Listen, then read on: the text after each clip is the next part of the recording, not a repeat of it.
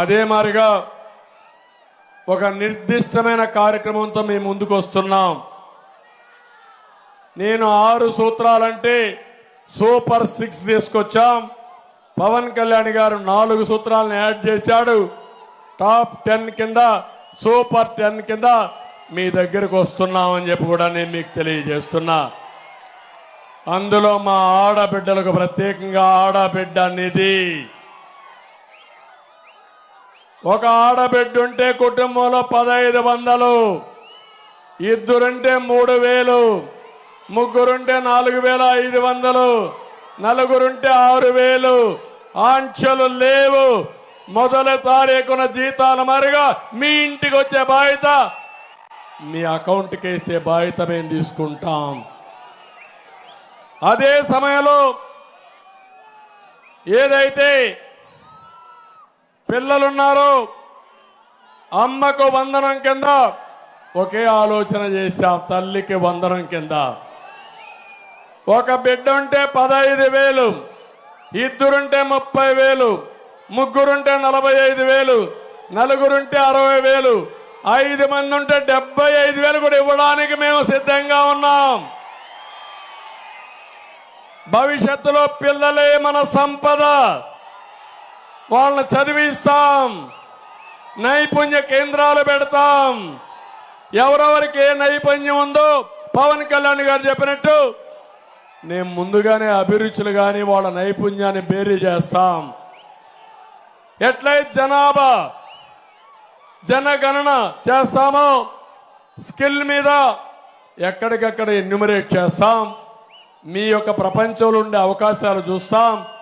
ఆ అవకాశాలు చూసి మీకు స్కిల్ డెవలప్మెంట్ చేసి మిమ్మల్ని ప్రయోజకులుగా మీ భవిష్యత్తు బంగారు భవిష్యత్తు ఇచ్చే బాధ్యత మాదని మీ అందరికీ హామీ ఇస్తున్నా. నేను వారికి చాలా మంచి ఆలోచన ఇచ్చారు. నేనేదో జనాభా కుల గణన చేయాలంటే కాదు, వాళ్ళ నైపుణ్య గణన చేయాలని చెప్పిన వ్యక్తి పవన్ కళ్యాణ్ గారు. అది చేసి దానికంతా కూడా మేము కూర్చుంటాం. ఏమి చేస్తే బాగుంటుందో అవి చేయడానికి మేము సిద్ధంగా ఉన్నామని చెప్పి కూడా నేను మీకు తెలియజేస్తున్నా. ధరలు పెరిగాయి. మా ఆడబిడ్డలకు హామీ ఇస్తున్నా. 3 వంట గ్యాస్ సిలిండర్లు ఉచితంగా ఇస్తాం. ఆర్టీసీ బస్సుల్లో ఉచిత ప్రయాణం. అన్ని విధాలా మిమ్మల్ని ఆదుకుంటాం. ఈ ఆడబిడ్డలకి పూర్తి స్వేచ్ఛనిచ్చి ప్రపంచంలోనే అత్యున్నత స్థానంలో నిలబెట్టే బాధ్యత ఈ కూటమి, నేను, పవన్ కళ్యాణ్ గారు, బీజేపీ తీసుకుంటామని మీ అందరికీ హామీ ఇస్తున్నా. ఇది కాకుండా యువగళం 3,000 రూపాయలు నిరుద్యోగ భృతిస్తాం, ఉద్యోగ కల్పన చేస్తాం. రైతులందరికీ హామీ ఇస్తున్నా. 20,000 రూపాయలు రైతుకు భరోసా ఇస్తూ అన్నదాత కింద ఇస్తాం. ఇది కాకుండా ఈరోజు ఒకటే హామీ ఇస్తున్నా. పేదవాళ్ళకందరికీ పింఛన్లు ఇచ్చే బాధ్యత మాది.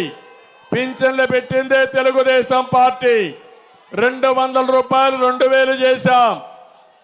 సంవత్సరం అంతా కష్టపడి 1,000 మాత్రం పెంచగలిగాడు. నేను ఇప్పుడు హామీ ఇస్తున్నాను. ఇంటి దగ్గరనే మొదటి తారీఖున ప్రతి ఒక్కరికి పింఛన్లు ఇచ్చే బాధ్యత మాది. పెంచిన 4,000 రూపాయలు ఏప్రిల్ నుంచే ఇస్తామని ఈ సభాముఖంగా మీ ముందర తెలియజేస్తున్నా. శవ రాజకీయాలు చేస్తున్నాడు ముఖ్యమంత్రి. నేను ఒకటే హామీ ఇస్తున్నా. 1 నెలలో తీసుకోకపోతే ఇంకొక నెలలో 2 నెలలు ఇస్తాం. 2 నెలలు తీసుకోకపోతే 3వ నెలలో ఇస్తాం. ఈ విధంగా ఎవ్వరికి అన్యాయం జరగకుండా ఇచ్చే బాధ్యత మాది. వికలాంగులకి 4,000 నుంచి 6,000 రూపాయలు పెంచుతాం. ఇంకో పక్క వాలంటీర్ జీతాలు కూడా పెంచుతున్నాం. ఎవరైతే వాలంటీర్లు ఉన్నారో వాళ్ళందరికీ 5,000 నుంచి 10,000 రూపాయలు జీతం పెంచే బాధ్యత మాదని వాళ్ళందరికీ హామీ ఇస్తున్నా. జగన్మోహన్ రెడ్డి ఆలోచిస్తున్నాడు. వాలంటీర్లు అంటే బానిసలు అనుకున్నాడు. 5,000 రూపాయలు ఇచ్చి ఊడిగం చేయించుకుంటూ పార్టీ పని చేపిస్తూ వాళ్ళందరి జీవితాలు నాశనం చేసే పరిస్థితికి వచ్చాడు. వాళ్ళల్లో చదువుకున్న వాళ్ళు ఉన్నారు, వాళ్ళందరికీ ఒకే హామీ ఇస్తున్నా, నైపుణ్యాన్ని పరిగణలో తీసుకుంటాం, మిమ్మల్ని అందరినీ స్కిల్ డెవలప్మెంట్ చేస్తాం, చేసి 10,000 రూపాయలే కాదు లక్షల రూపాయలు చేసే మార్గం చూపించే బాధ్యత మాది, మా కూటమిది అని వారికి కూడా హామీ ఇస్తున్నా. మీరెక్కడ కూడా రాజకీయాలు చేయొద్దండి, వైసీపీకి సహకరించొద్దండి. మీరు రాజీనామా చేస్తే మీ ఉద్యోగం పోతుంది, మళ్ళీ రాదు. వచ్చేది కూటమి, పోయేది మీ ఉద్యోగాలు. జగన్మోహన్ రెడ్డి ఉద్యోగం కోసం మీ ఉద్యోగాలు పోగొట్టుకోవద్దండి, మీ లైవ్లీవుడ్ పోగొట్టుకోవద్దని వాలంటీర్స్ అందరికీ పిలిపిస్తున్నా. ఇది కాకుండా ఇంకొక పక్క మళ్ళీ అందరికి కూడా ఎస్సీ ఎస్టీ మైనారిటీ అందరికి కూడా డిక్లరేషన్ తీసుకొస్తాం. అందరికీ న్యాయం చేసే బాధ్యత మాదని మీ అందరికీ తెలియజేస్తున్నా. నియోజకవర్గంలో డ్రైనేజ్ సమస్య ఉంది, త్రాగునీటి సమస్య ఉంది, పంట కాలువల నిర్వహణ సరిగా లేదు, కొబ్బరి పంటకు గిట్టుబాటు ధర లేదు. కానీ గంజాయి మాత్రం ఫుల్గా డిమాండ్ ఉంది. ఆ పరిస్థితిలో ఈ రాష్ట్రం ఉంది.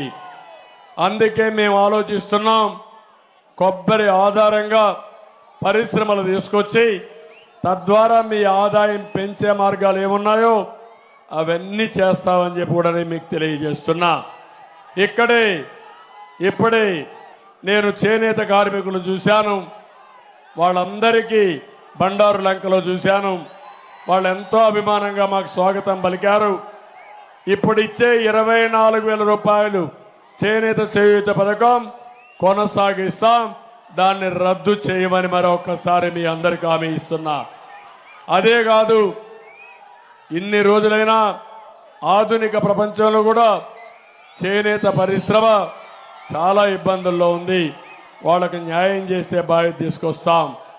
ఇసుక మాఫియా వల్ల 40 లక్షల కుటుంబాలు భవన నిర్మాణ కార్మికులు దెబ్బతిన్నారు. వాళ్ళకందరికీ ఒకటి హామీ ఇస్తున్నా, మీకు న్యాయం చేసే బాధ్యత మేము తీసుకుంటామని కూడా మీకు తెలియజేస్తున్నా. ఇది కాకుండా అమలాపురంలో ప్రభుత్వ డిగ్రీ కాలేజ్ కానీ పాలిటెక్నిక్ కానీ ఐటీఐ కావాలన్నారు. ఈ జిల్లా హెడ్ క్వార్టర్స్ ఇప్పుడు తప్పకుండా ఇవన్నీ ఏర్పాటు చేస్తామని మీకు హామీ ఇస్తున్నా. జిల్లా కేంద్రమైన అమలాపురాన్ని రామచంద్రాపురానికి మండపేట కలుపుతూ కోటిపల్లి గోదావరిపై బ్రిడ్జి నిర్మాణం చేయాలన్నారు, చేస్తాం.